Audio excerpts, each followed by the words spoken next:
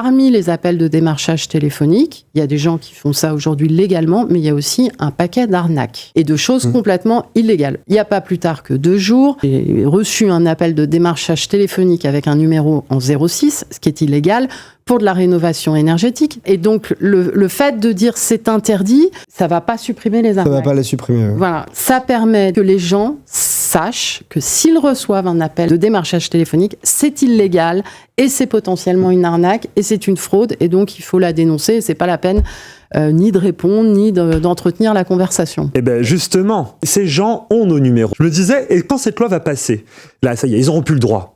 Qu'est-ce qui va les empêcher de nous appeler ? Les sanctions, elles peuvent être pour une personne physique, c'est une amende de 75 000 euros. Pour une personne morale, actuellement, c'est 375 000 euros. Et en fait, si on est dans des logiques d'arnaque, etc., ça peut aller jusqu'à 20% du chiffre d'affaires. La difficulté qu'on a aujourd'hui, c'est les effectifs de la DGCCRF, donc la direction de la concurrence et de la répression des fraudes, pour pouvoir mener toutes les procédures. Ce qu'on observe quand même, c'est que les pays qui sont passés à la règle inverse de la règle française actuelle, il y a beaucoup moins de réclamations qu'en France.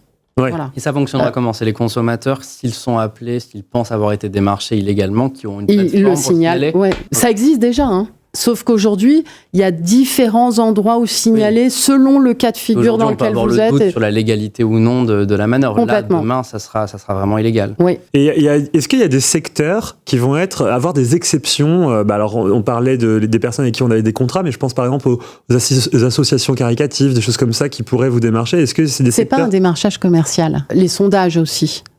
C'est pas du démarchage commercial.